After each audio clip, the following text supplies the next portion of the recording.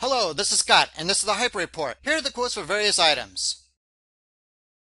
First, Russian gold. Russia has added 1.2 million ounces of physical gold to their reserves, bringing their total physical gold reserves to 1,049 tons. Russians are definitely taking advantage of the manipulated price suppression to stack up on the physical. In regards to silver, with the price below $17, October silver sales at over 3 million ounces are the best ever.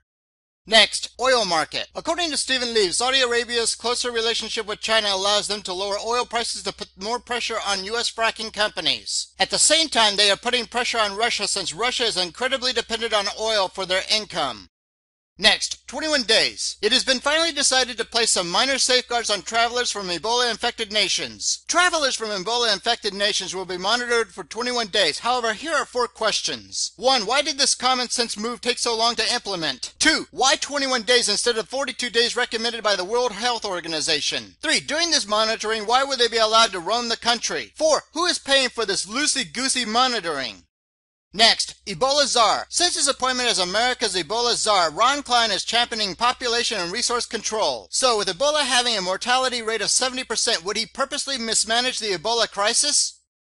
Next, 19 facts about the U.S. economy. Here are a few. 1. Even accounting for inflation, median household income is 8% lower than it was in 2007. 2. In 2007, 70% of all unemployed workers were out of a job for more than 6 months. Today it is 34%. 3. Small business ownership in the U.S. has plunged to an all-time low. 4. Subprime loans now make up 31% of all auto loans.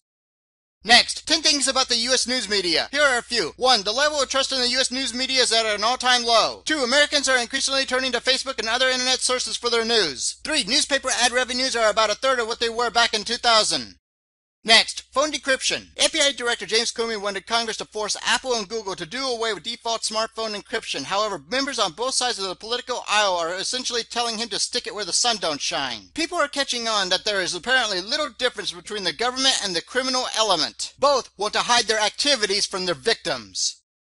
Next, Swedish massages. For 2 years, U.S. taxpayers paid $387,000 for more than a dozen rabbits to be given Swedish massages 4 times a day and to teach monkeys to gamble. Finally, please prepare now for the escalating economic and social unrest. Good day.